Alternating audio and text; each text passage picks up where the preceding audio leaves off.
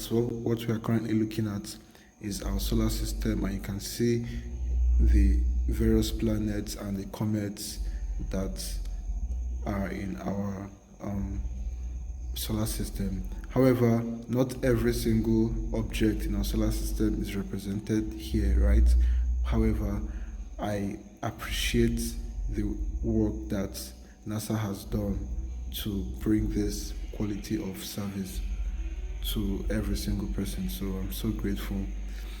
So let's get started on our cosmic neighborhood. So I'm going to pinch out, right?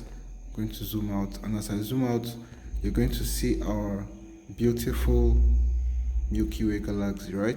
So I know you must have heard about the Milky Way Galaxy. This is what it looks like, and you can see that it is a spiral, right? That is one of the first things that you're going to notice. And just like we spoke about during our podcast on dimensions, we are talking about the second dimension and how life can't exist without spin, right? So you can see how this is just like a spin, right? You can see it's as though the Milky Way Galaxy is just spinning around, which it actually is, right? Every single star here is spinning around the center of the Milky Way Galaxy. So it's really a beautiful sight to behold, right? And then over here you can see our neighborhood right here, the sun, right? So we are somewhere around this place, and all these tiny dots that you can see here are all stars, right? Billions and billions and billions of stars, and within every single star is a possibility for life, right? Every single star has the ability to create planets, right? And then every single planet has the possibility to create life, right? And it may not be life as we know it, right? Because we have to be more open-minded, right? If it was only our form of life that you could find every single point in the universe, then it's going to be kind of boring, right? So you're going to expect the creator to kind of have multiple infinite number of possible ways that life could exist, right? And that is why we have to approach space exploration with an open mind, right? If you're interested in astronomy, you have to be very, very open-minded. If not, you're going to just keep on circulating the same old things that we've been taught, right? So most of the understandings that I have about our galaxy has come from years and years of research, because I'm so intrigued by this stuff, man. I already consider myself a spaceman, so you can see how beautiful it is, right? And then every single planet has the possibility for life. So when we are looking out, we have to also not be limited by saying by looking for life as we know it, right? Like if you're looking for structures on other planets, you won't be looking for skyscrapers or the way that we build things, right? You can see that the way that we build things isn't really in harmony with nature, right? Because when you look at the way that that our buildings are, it doesn't correspond with the nature around us, right? But then when we look at the ancient structures, you can see how they are etched into stones. You can see how the buildings are in exact same formation with the nature around, right? You can see it's mostly as though the structures are part of the earth, right? Because the structures are definitely part of the earth. You can see how most of the ancient structures are basically made with stones and materials that can last for thousands of years, right?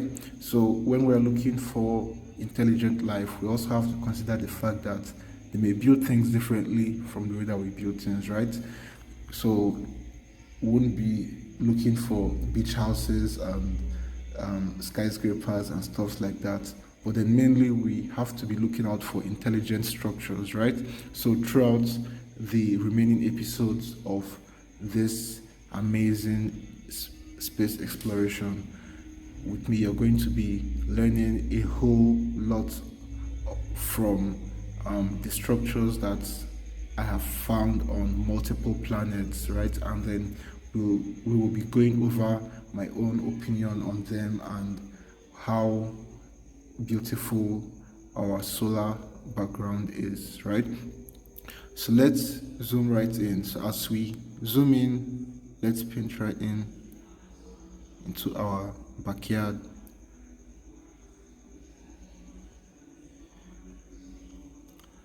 You can see how much space there is, right? You can see the distance between one star and another star is so enormous, right? And that's really beautiful because there is so much order, right? And every single star that you can see here has the possibility for life, right? And every single star that you can see here is a solar system, just like our own solar system. And you can see how all these billions of stars come together to form this amazing spiral that is moving in harmony, right? That's the beauty of life. And all this is life, right? We are all part of this, right? And not just are we part of this, right? We are this, right? This is us. We are not just this tiny speck on the planet Earth, right? We are every single thing that you can see. So you can imagine how massive this galaxy is. And you can see that when we start to pinch in, you can start to experience how massive it is. And as we continue zooming in, you can see the stars fly by, and you can see the amazing beauty around it. And we are still zooming in. We are not yet close to our solar system yet, and right now we're currently in our solar system, right? So welcome to our cosmic background, right? So this is like our backyard. This is our this is our home, right? Just like the title says, this is our cosmic home, and it's really extremely beautiful. And you can see how all the planets are spinning around the sun, right? You can see how the planets are spinning around the sun in their own orbit. So I love the way NASA illustrated this, right? So this is a real-time simulation, right? You can see the time right here, right?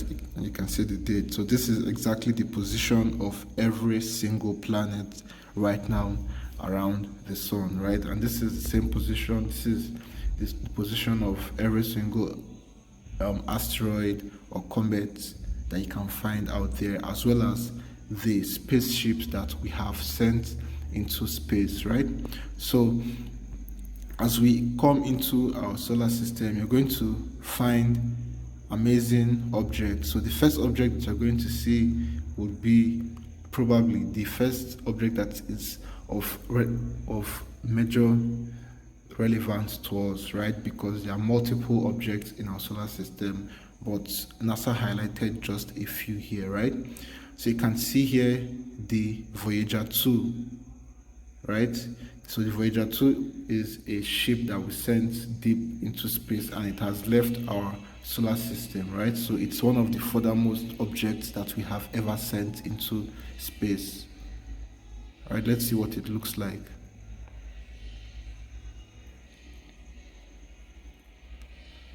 So you can see it says here flyby spacecraft, right?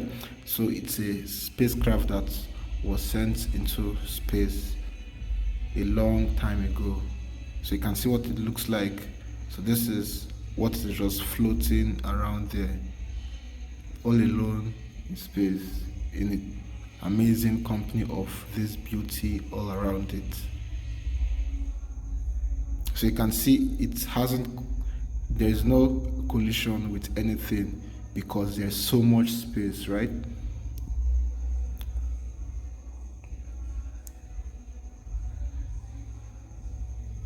So you can see it was launched in August 1977. And look at its distance from Earth, guys. 12.07 billion miles, right? It is 12.07 billion miles away from Earth. So let's head back to our solar system. Alright, so after viewing the Voyager 2, you can see the Voyager 1 is one of the furthermost objects as well that we have sent into space, right? So let's click on Voyager 1. You can see it's a flyby spacecraft as well, quite similar to Voyager 2. Alright, so you can see what it looks like. So it basically contains information about us. So it's like saying, hello there, we are on Earth, and this is a little information about who we are, and we're trying to reach out, right? So that's basically the idea behind the spacecraft. So let's continue traveling through our solar system. So you can also see here we have the Pioneer 11, right? So there are four spacecraft that we've sent outside our solar system, and we've gone through Voyager 1, Voyager 2, and the remaining two are Pioneer 11 and Pioneer 10, right? So these four spacecrafts are the furthermost spacecrafts that we have ever sent into deep space, right?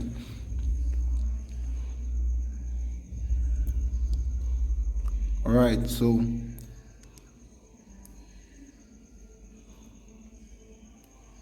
let's see what Pioneer 11 looks like. So traveling to Pioneer 11. And this is its exact location in space right now, like in like when you're looking at its proportion to other objects in our solar system, right, according to this simulation. So it's a beautiful spacecraft. Alright, so let's see Pioneer 10. So just like I said earlier, these spacecrafts are kind of like, they contain information about us, and they also send information that they gather back, like they take photographs and they take pictures and they send the information back to Earth. So it's pretty amazing. So you can see here, Pioneer 10 was the first spacecraft to visit Jupiter. Its mission ended in 2003, but it is one of our 4 spacecrafts, right, including the 2 Voyagers and Pioneer 11, carrying a message from Earth beyond our solar system, right? So just like I said earlier, it is one of the 4 spacecraft that we've sent outside the solar system so far, right? The Pioneer 11, Pioneer 10, Voyager 1, and the Voyager 2. So it's pretty amazing, and the mission for this one was basically to travel to Jupiter to send information about Jupiter back to Earth, as well as carrying a message from Earth and beyond our solar system, right? That's pretty cool, huh? Alright, so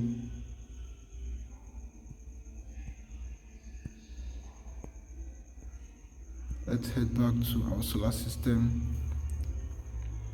Alright, so you can see the multiple asteroids that we have here, right? So let's click on this one. So you can see the Arrokoth is a Kuiper belt object, right? So we're going to be going into deep details on this object in subsequent episodes, right? So every single episode will pick out one particular object, like a planet or an asteroid or a moon of a planet, right? We'll just pick one particular object in space and then we'll dive right into it. We'll go through the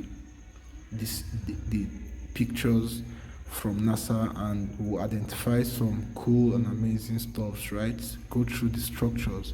And remember, just like I said earlier, when observing structures, right, you have to be looking for structures that are in harmony with the planet, because that is how intelligent life builds structures, right? You can see the reason why the pyramids of Giza are still standing till date wasn't because they were built with glass and fancy stuffs like skyscrapers that we build nowadays, right? They were built with stones, right? And not just ordinary stones, right? And that is why they are able to last for thousands of years, right? So if you're an intelligent life form, right, you're looking towards doing something like that, right? You're looking towards building structures that will last for millions of years, right? And the only way to do that is to make the structures to be in harmony with the planet, right? So that is what we have to be looking out for, intelligent life forms. And there's one quote that I came across on the internet, and it said, sometimes I wonder if there is intelligent life on Earth. Because most times, like, I think about it and it's kind of true, because when you look around, it's kind of crazy. Like, we don't really, well, we are kind of still majorly disconnected from the planet, right? And if you just look at the way we treat the planet, you see that we are not in harmony with the planet as much as other animals are. So the furthermost planet from the sun is Pluto, right? So you can see Pluto is right over here. So this is where Pluto is currently in space. So it says here Pluto, dwarf planet, right? And it doesn't matter whether you call it dwarf planet or whether you call it planet. It's just like saying that a dwarf human being is not a human being, right? It's a human being. So whether you choose to call it a dwarf planet or not, it is still a planet. So we're going to be going through some amazing pictures from Pluto in further episodes. And then the next planet that we have is Neptune, right? And Neptune is an ice giant, which means it's made up of ice. So it's going to be amazing to go through Neptune and its moons, right? Because these planets have so many moons, and those moons have interesting structures on them. So the next planet that we have is Uranus, right? So on Uranus, you can see it is an ice giant as well, and it has beautiful rings, right? So we're going to be going through Uranus in the next in subsequent videos as well. And then after Uranus, you can see the next planet is Saturn, right? And guys, you can see the distance from each planet is massive, right? Look at the distance, man, it's crazy. And we've not started coming close to Jupiter or Earth yet, right? These are still the outer planets in the solar system. And you can see how close it seems to be when you zoom out. But then the amount of distance between each planet is it's massive. And that's beautiful. So you can see when you're coming in, you can see Saturn here.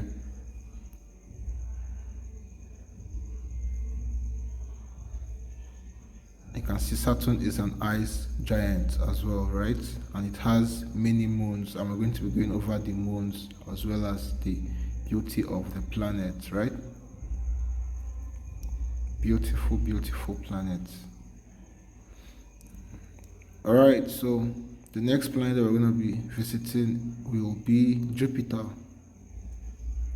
So Jupiter is a gas giant. So what it means by a gas giant is it's made up of gas, right? So there is no there's no rocky land that you can land on as we know it, right? So far. So it's actually beautiful, right? And the reason why some parts are lit and some parts are dark is because this is the part that is currently facing the sun at the moment, right? And this part is facing away from the sun. So just the same way we have night and day over here on Earth. So let's go out back into the solar system. And then after Jupiter, the next planet that you can see is Mars, right? So Mars is a terrestrial planet, which means it contains a rocky surface and as well as an amazing geographical terrains. So let's take a peek at Mars. And it also has amazing moons as well, right?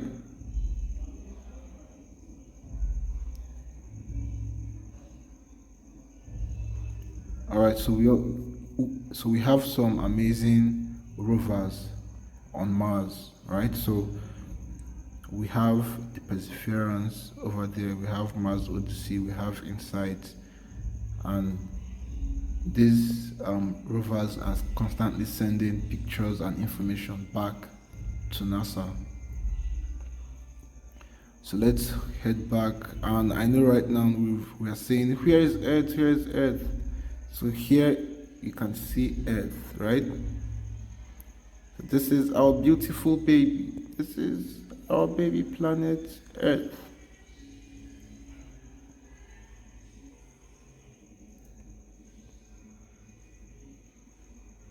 So let's visit Earth. You can see Earth is a terrestrial planet as well. You can see how beautiful it is. So at the time that I'm recording this video, Africa is currently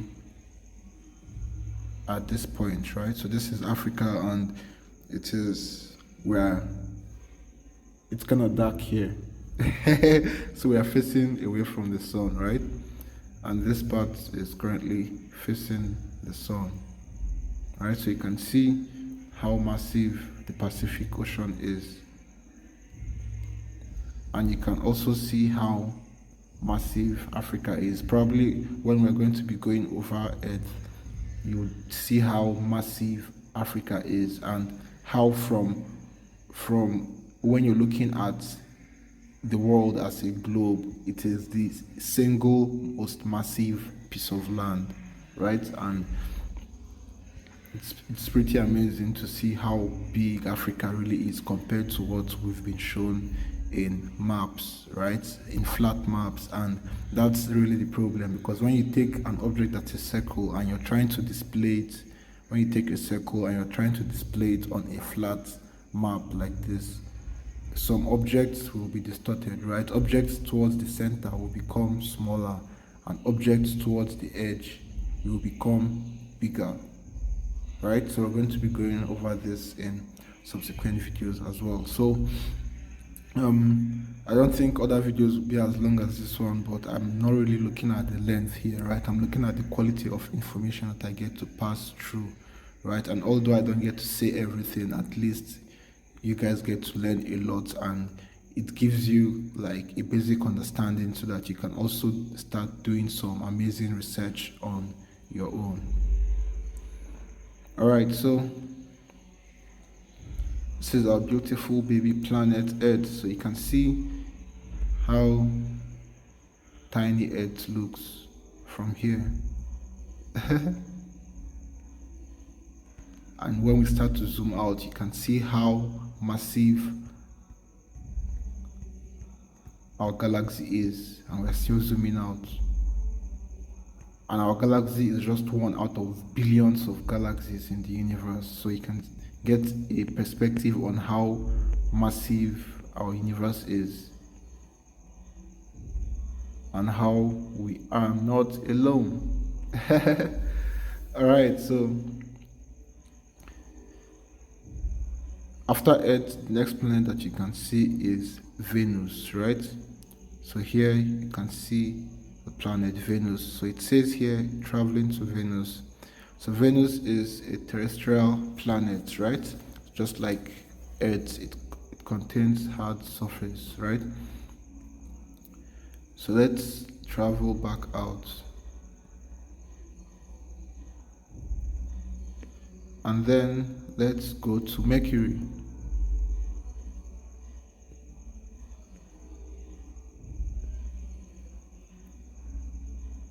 So it says here, Mercury, a terrestrial planet. Mercury is actually the closest planet that we know to the sun, right? So you can see Mercury is a beautiful planet.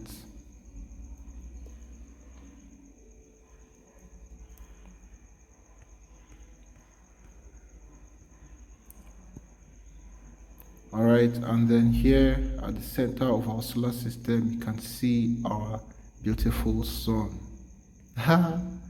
That's kind of bright, right?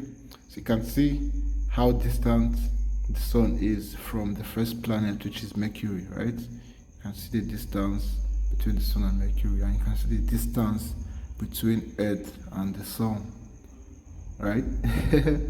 That's quite really amazing. And you can see the trail behind each planet. So this trail is kind of the wake, right, behind the planet, and it's nice that NASA illustrated it this way to give us an understanding of the orbit, right? It's not as though there's a physical trail like this behind each planet, but then I do believe that there is a kind of what we call the Akashic record, right? There is every single point that we have been in space, there's information, every single information that has happened at each particular point is being stored within those points in space, right? So